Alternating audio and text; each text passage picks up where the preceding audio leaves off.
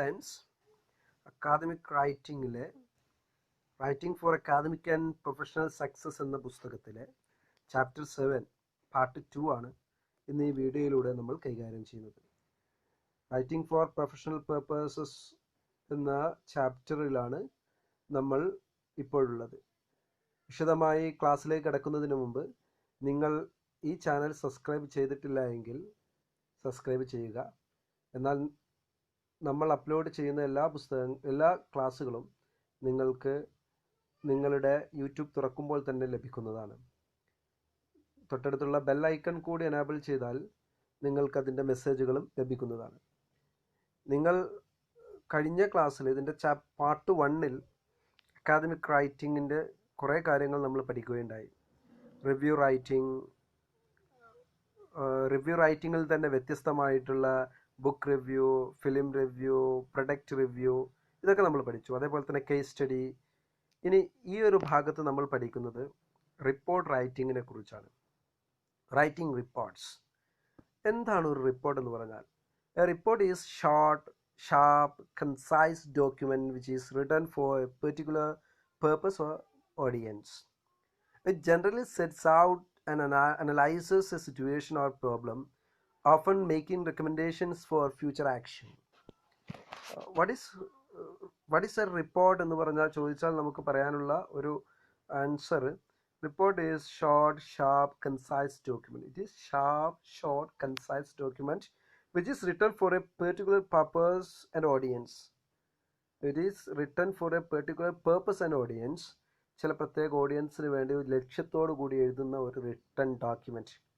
It generally sets out and analyzes a situation or problem, often making recommendations for future actions. ഒരു സിറ്റുവേഷനെ കുറിച്ച് പഠിക്കുന്നു, അതിൽ എന്തൊക്കെയാണ് ചെയ്യേണ്ടതെന്ന് പറയുന്നു, ഫ്യൂച്ചർ റെക്കമെൻഡേഷൻസ് ഉൾക്കൊള്ളിക്കുന്നു, നിലവിലുള്ള പ്രശ്നം എന്താണെന്ന് പഠിക്കുന്നു, അതിനെക്കുറിച്ച് നന്നായി അപഗ്രഥിക്കുന്നു, അതിൻ്റെ പ്രശ്നങ്ങൾ എന്തൊക്കെയാണ്, നിലവിൽ എന്തൊക്കെ റെക്കമെൻഡേഷൻസ് ആണ് വേണ്ടത്, ഇതൊക്കെ ചെയ്യുന്ന ഒരു റിപ്പോർട്ടാണ്, ഒരു ഡോക്യുമെൻ്റ് ആണ് റിപ്പോർട്ട്.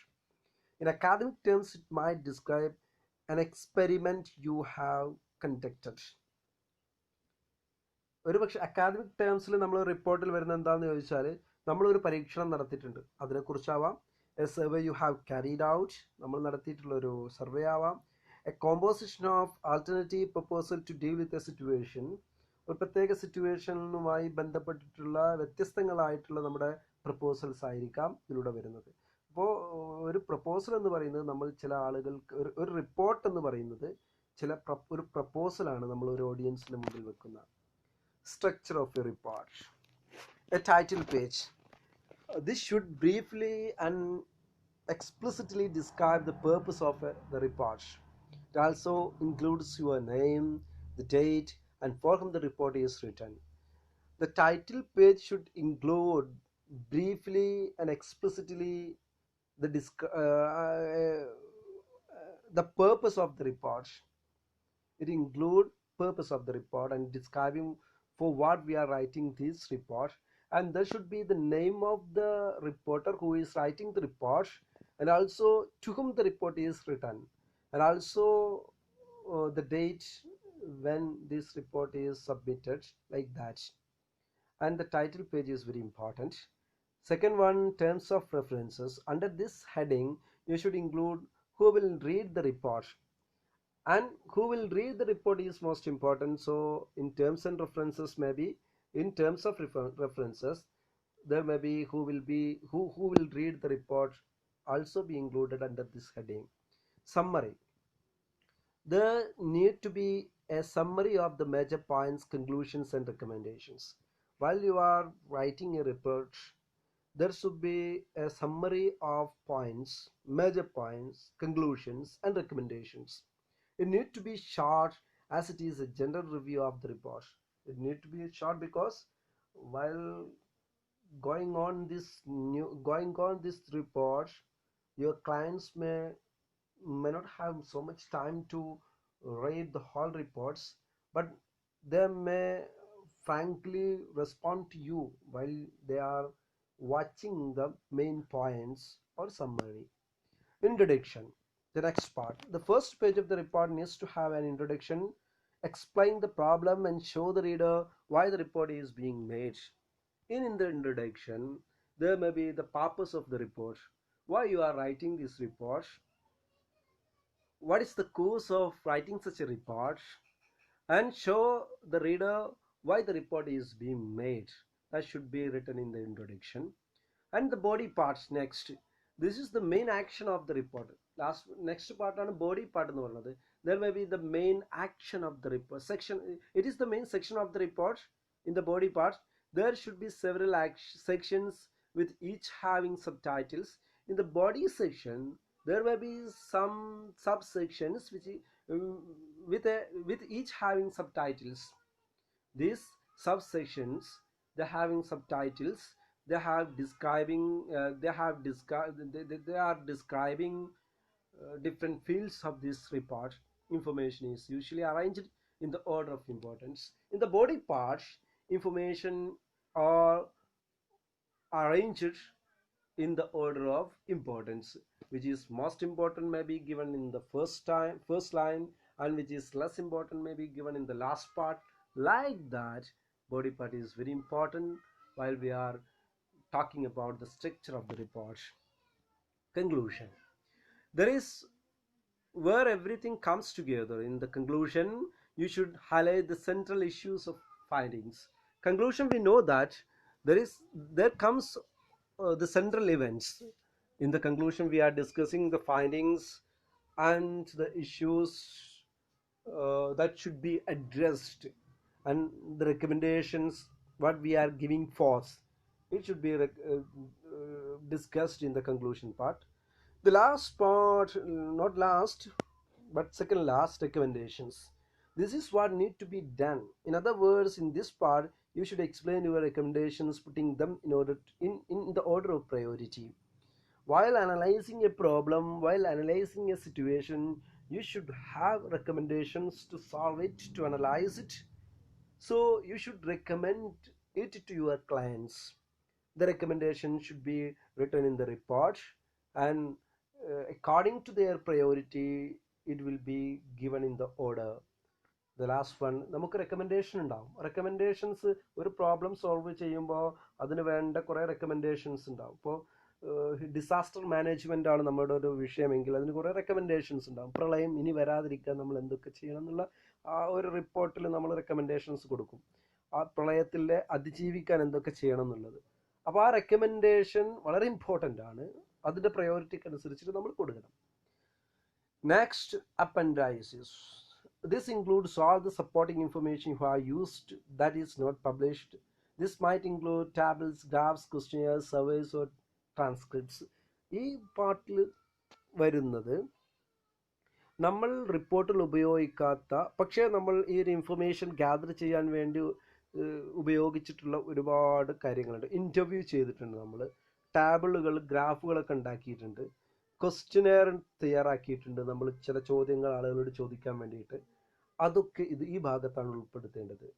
സർവേ ഓഫ് ട്രാൻസ്ക്രിപ്റ്റ്സ്, നമ്മൾ നടത്തിയിട്ടുള്ള സർവേസ് ഓഫ് ട്രാൻസ്ക്രിപ്റ്റ്സ്, ഇതൊക്കെ ഇതിൽ ഉൾപ്പെടുത്താം. ഇതൊക്കെയാണ് ഈ ഒരു ഭാഗത്ത് വേണ്ടത്. Next, references. There will be references of other books, persons, events, bibliography, the books we have read, glossary of technical terms. There we used many technical terms in this report. It should be analyzed. There should be given the meaning of these words. അപ്പോൾ ഈ വാക്കുകളുടെയൊക്കെ അർത്ഥങ്ങൾ കൊടുക്കണം. അതാണ് glossary of technical terms. ഇതൊക്കെയാണ് ഇതിൽ ചെയ്യേണ്ടത്. Types of reports. We can broadly divide them as formal or informal. We can broadly divide the reports, formal reports and informal reports. The formal report is the collection and interpretation of data and information. There should be collection of data and interpretation. It is complex and used as a level. It can be categorized as it is complex and used in a level. In a particular level, we are using this formal report, and it can be categorized as informational report, analytical report, recommendation report, like that. Informational report which are giving information, analytical report which are analyzing events, situations, problem like that. Recommendation report, which are giving recommendations to a particular problem, situation, or events. The formal reports had to inform, analyze, and recommend. It is written according to the informal reports. Sorry. The informal reports had to inform, analyze, and recommend. It will assist you to inform, analyze, and recommend. It is written according to organization style and review. According to the organization or review, we are writing. According to our style, we are writing this report. There is no strict rule how to write informal reports. Examples are progress report, financial report, feasibility report, credit report, etc. Now we are discussing some of the reports. There may be formal reports and informal reports. One of the formal report, recommendation report.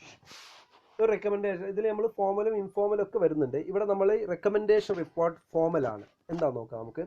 A recommendation report is a paper that compares two or more products or solutions and makes a recommendation about which one is the best option. To justify the options you recommend, you must first understand the specific needs of the business, organization, or stakeholders you are writing for. Then you describe a set of number possible ideas for solving the problem cited at the beginning of your report. What is recommendation report?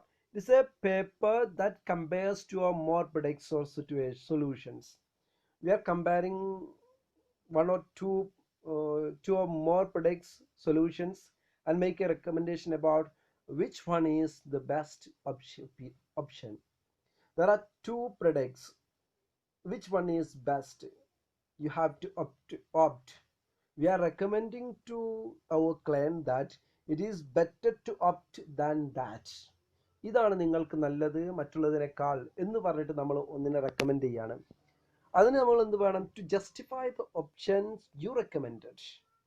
You must first understand the specific needs of business, organization, or stakeholders you are writing for.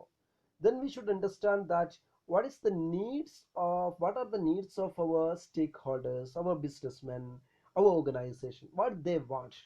അവരുടെ ലക്ഷ്യം എന്താണ്, അവരെന്താണ് അവർക്ക് വേണ്ടത് എന്നുള്ളത് നമ്മൾ ആദ്യം അറിഞ്ഞിരിക്കണം. എന്നിട്ട് അതിനനുസരിച്ചാണ് നമ്മൾ റെക്കമെൻഡ് ചെയ്യേണ്ടത്. Then you describe a set number of possible ideas for solving the problem cited at the beginning of your report. While we are writing a report, at first we are citing the problem, and when we get into the problem, we should analyze it, we should understand it, and last we are recommending as one idea to solve that problem. That is very important. നമ്മൾ ആ problem solve ചെയ്യാനുള്ള ആ ഒരു idea ആണ് നമ്മൾ പറഞ്ഞു കൊടുക്കുന്നത്. And ആ റെക്കമെൻഡേഷൻ റിപ്പോർട്ട് കണ്ടെയ്ൻസ് എന്തൊക്കെയാണ് റെക്കമെൻഡേഷൻ റിപ്പോർട്ടിൽ ഉണ്ടാവുക? A cohesive and comprehensive overview of the recommended options. We recommended one option and we should give a cohesive and comprehensive overview of that option. ആ ഓപ്ഷനെ കുറിച്ചിട്ടുള്ള നല്ല ഒരു വ്യൂ, ഒരു സമഗ്രമായ ഒരു വ്യൂ നമ്മൾ അവതരിപ്പിക്കണം. Information about how the option answers the need cited at the beginning of your report. നമ്മുടെ റിപ്പോർട്ടിൻ്റെ ആദ്യ ഭാഗത്ത് നമ്മൾ പിന്നെ സൈറ്റ് ചെയ്തിട്ടുള്ള നമ്മുടെ പിന്നെ ഓപ്ഷനെ കുറിച്ചിട്ടുള്ള കുറേ ഇൻഫർമേഷനുകൾ നമ്മൾ നൽകണം. Specific details about how the idea could be implemented and provide justification for its implementation. That we also describe how it will be implemented. We recommended one option, but it not merely expected. The action should be expected. How it should be acted, how it should be implemented. It is also expected to describe in our report. So mere the information is not needed, but how it should be how it will be implemented is to be analyzed or described or expressed in our report. And after describing and evaluating your option, you will recommend the one you think is best and provide a discussion of the reason why you recommend it. We should say that ഇതാണ് നല്ലതെന്ന് നമ്മൾ പറയുന്നു, രണ്ട് ഓപ്ഷനിൽ ഇതാണ് നല്ലത്, അല്ലെങ്കിൽ ഒരുപാട് ഓപ്ഷൻ ഉണ്ട്, ഇത് നിങ്ങൾ തിരഞ്ഞെടുക്കുന്നു എന്ന് നമ്മൾ പറയുന്നു. മാത്രമല്ല, we are providing a discussion of the reason why you recommend it. We should have a confidence why I am recommending this option. We should have some proofs why we are recommending it, why I am recommending it എന്നതിനെക്കുറിച്ച് നന്നായി നമുക്ക് ധാരണ ഉണ്ടായിരിക്കണം, അത് തെളിയിക്കുകയും വേണം. Next, evaluation report. The evaluation report is the key product of the evaluation process. While we are evaluating some processes, while we are evaluating learning processes, it should be evaluated according to the report. It should be evaluated according to the report. While I am evaluating my students, I am making an evaluation report. While the manager of a company is evaluating his actions or the actions that are done in his company, he should evaluating his actions and he is writing a report there. And there are many different reports evaluating their actions, their process. Now it compares individual products, plans, programs, properties, organizations, etc. against requirements and makes an evaluative judgment whether it met its expectation or whether it is good or useful. We can evaluate two things. Compare individual products. There are two things. We can compare them, we can evaluate them, it is better than this. And we have plans, programs, properties, organizations. This should be, there will be plan A and plan B. Which plan is better to you? We are evaluating the plan. And also against the requirements. Against requirements means what is the requirement of the company and what is the requirement of the client or stakeholders. According to these requirements, we are comparing different plans, programs, properties, and make an evaluative judgment. Also we are making a judgment, evaluating it, whether it met its expectations or whether it is good or useful. Whether it is good, whether it is useful, whether it met its expectations. A plan has been done by our government and we are evaluating it. Is it good or is it good? We are evaluating it. Is it good or is it reached its expectations, or is it useful for the people living in this country? Government ഒരു plan നടപ്പാക്കി, അത് ശരിയാണോ ഇല്ല എന്ന് നമുക്കൊരു plan ഒരു evaluation നടത്താം, എന്നിട്ട് റിപ്പോർട്ട് ഉണ്ടാക്കാം. Next, feasibility report. Feasibility report is a paper that examines a proposed solution and evaluates whether it is possible given certain constraints. Feasibility report എന്ന് പറഞ്ഞാൽ is a paper that examines a proposed solution, or we are examines a proposed solution. ഒരു proposed solution വരുന്നു, ഇങ്ങനെയൊക്കെ ചെയ്യാം എന്നുള്ളൊരു solution വരുന്നു. അത് നടപ്പിലാക്കാൻ പറ്റുമോ ഇല്ലയോ എന്നതിനെ കുറിച്ച് അന്വേഷിച്ച് നടത്തുന്ന റിപ്പോർട്ടാണ് feasibility report. And evaluate whether it is possible given certain constraints. We are giving certain constraints, giving some oppositions. We are analyzing and examines its possibility. ഒരു പ്ലാൻ നടപ്പിലാക്കാൻ പോകുന്നു, ഇതിൻ്റെ ഒരു ഫീസിബിലിറ്റി എങ്ങനെയാണ്. ഇപ്പോൾ ഉദാഹരണം, നമ്മൾ ഒരു ചാനൽ തുടങ്ങാൻ പോകുന്നു. ചാനൽ തുടങ്ങാൻ പോകുമ്പോൾ we are making a feasibility report on this channel. ഒരു ചാനലിൻ്റെ ഫീസിബിലിറ്റി എന്താണ് ഇനി നമ്മുടെ സമൂഹത്തിൽ? പിന്നെ പുതിയൊരു ചാനൽ തുടങ്ങുമ്പോൾ അതിന് മലയാളത്തിൽ ഇനി ഒരു പുതിയ ചാനലിൻ്റെ ആവശ്യമുണ്ടോ, അതിൻ്റെ സാധ്യതയെക്കുറിച്ചിട്ടൊക്കെ ഉള്ള ഒരിതാണ് feasibility report. This type of report studies a situation and plan for doing something and then determines whether that plan is feasible. We have a plan and we are studying about this plan and the situation in which we are implementing this plan, And after that we are writing a report. After studying it, we are writing a report and determines whether this plan is feasible. ഒരു plan നമ്മുടെ മനസ്സിലുണ്ട്, അത് നടപ്പിലാകുമോ ഇല്ലയോ നമ്മൾ പഠിക്കുന്നു, പഠിച്ചിട്ട് നമ്മൾ report ചെയ്യുന്നു, എന്നിട്ട് അവതരിപ്പിക്കുന്നു, എന്നിട്ട് ഇത് നടപ്പിലാകുമോ ഇല്ലയോ എന്ന് നമ്മൾ പറയുന്നു. ഇതാണ് feasibility report. Progressive report, we know progressive report. It is an informal report, we know.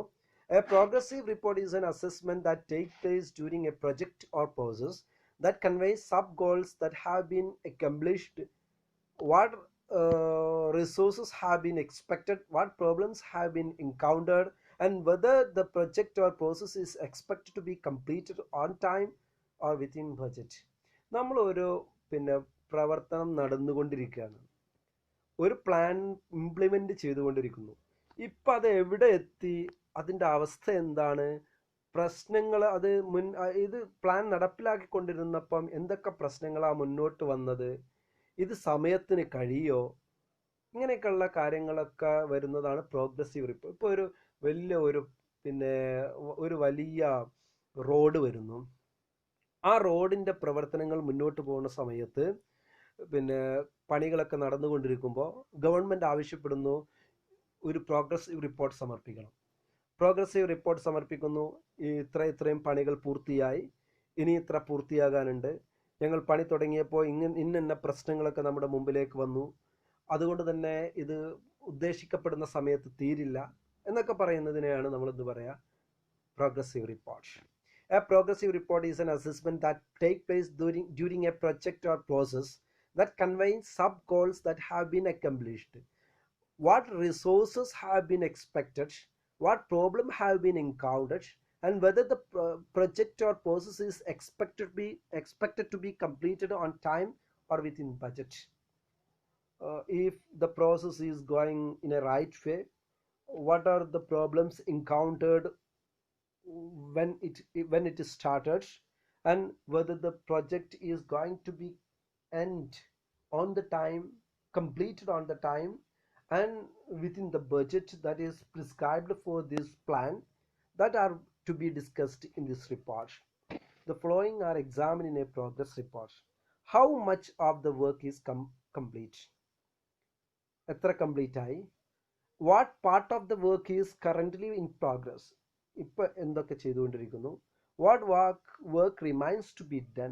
ഇനി എന്താണ് ചെയ്യാനുള്ളത്? What problems or unexpected things if any have arisen? പ്രതീക്ഷിക്കാത്ത എന്തെങ്കിലും വന്നോ? നിങ്ങളുടെ പ്രവർത്തനം മുന്നോട്ട് പോയിക്കൊണ്ടിരിക്കുന്ന സമയത്ത് നിങ്ങൾ അപ്രതീക്ഷിതമായി വല്ലതും സംഭവിച്ചോ? How the project is going in general? What is your opinion about this project in general? These are to be discussed in progressive report. Important functions of progressive report. Reassure recipients that you are making progress, that the project is going smoothly, and that it will be complete by the expected date. While we are writing a progressive report, we should reassure recipients that you are making progress.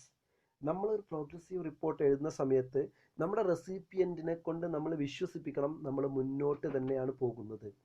that the project is going smoothly പോകുന്നു, and that will be complete by the expected time, expected date തന്നെ തീരും എന്നുള്ള ഒരു പ്രതീക്ഷ കൊടുക്കണം. Provide recipients with a brief look at some of the project findings. What are the important project findings എന്ന് നമ്മൾ കൊടുക്കണം. Give recipients a chance to evaluate your work on the project and to request changes. Give your recipient a chance to evaluate your work and make recommendations and request you to change something. ചിലത് മാറ്റണം എന്ന് പറയാനുള്ള അവസരമൊക്കെ കൊടുക്കുക. Give you a chance to discuss problem in the project and thus to forewarn recipients. Give you a chance to discuss problems in the project.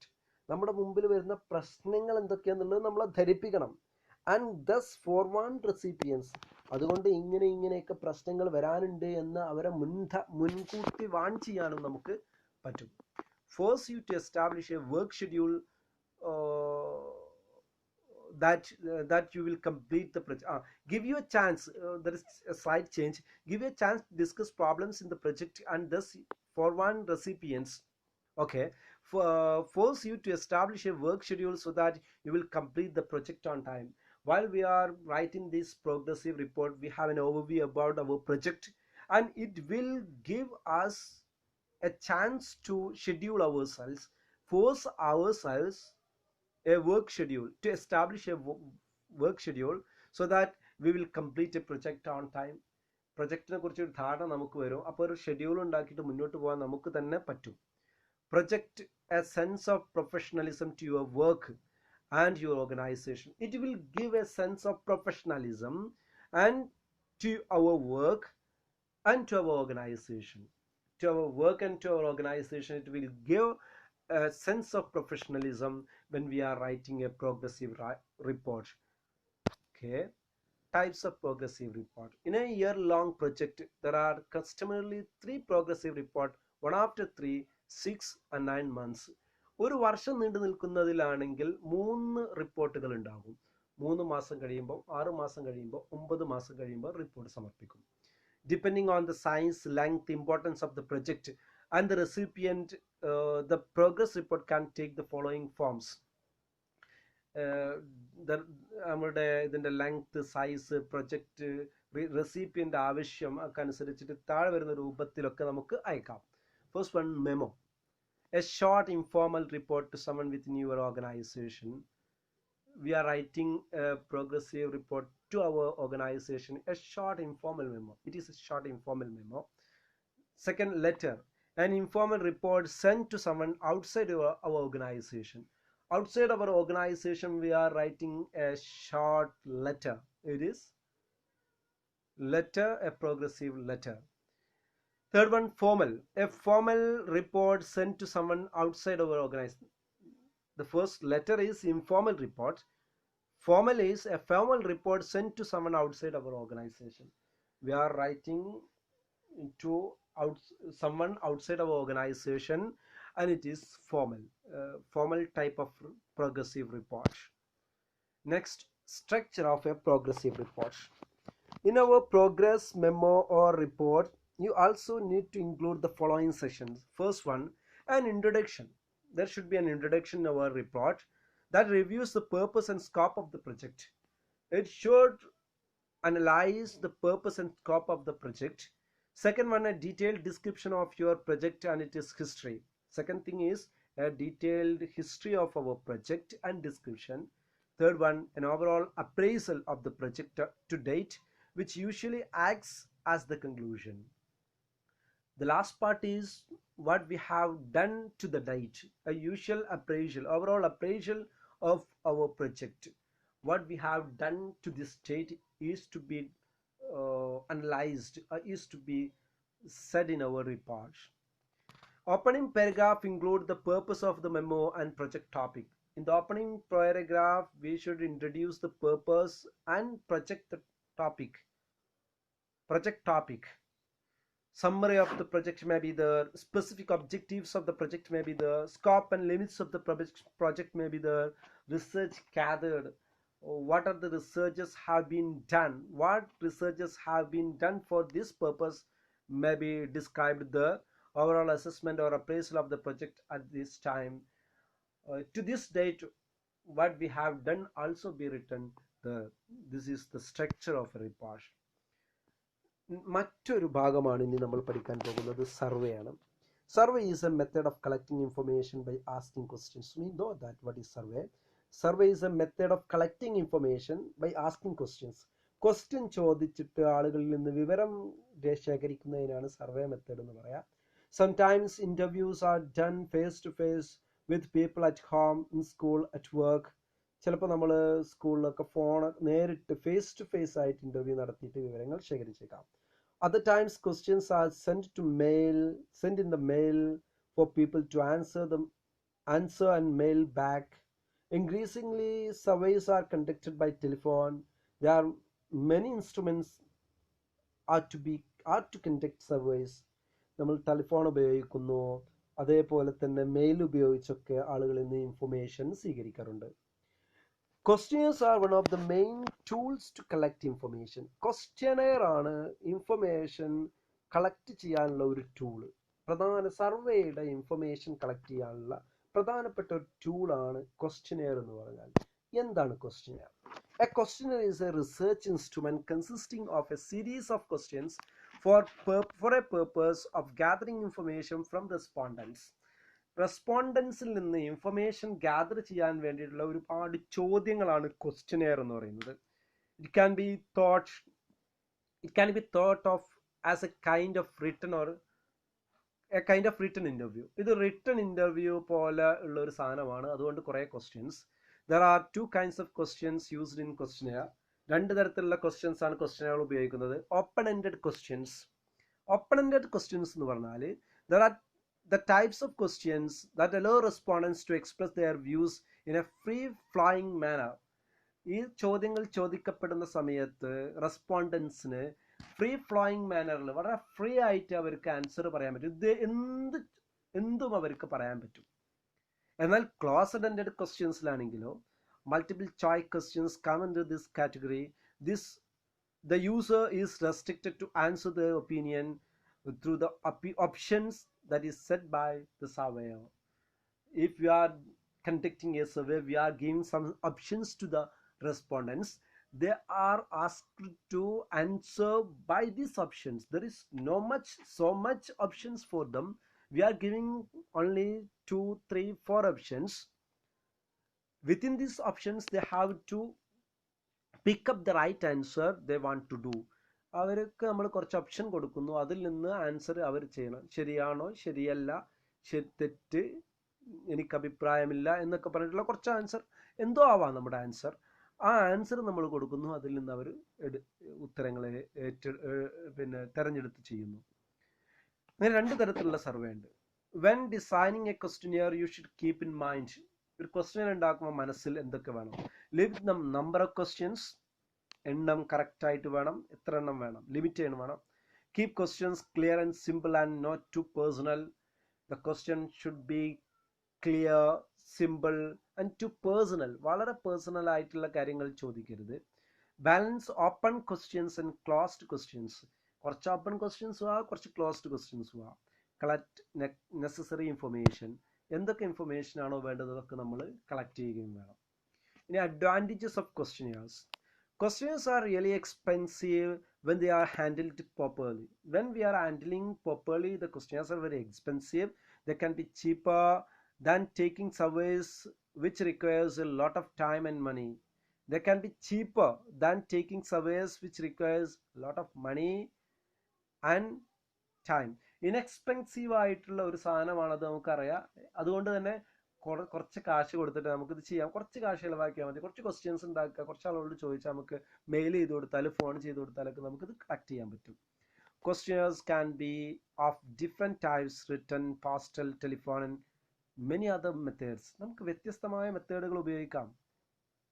Written, postal, telephone, വളരെ വ്യത്യസ്തമായ മെത്തേഡുകൾ ഉപയോഗിച്ച് ചോദിക്കാം. A single question or a topic can be asked to many at the same time without any kind of delay.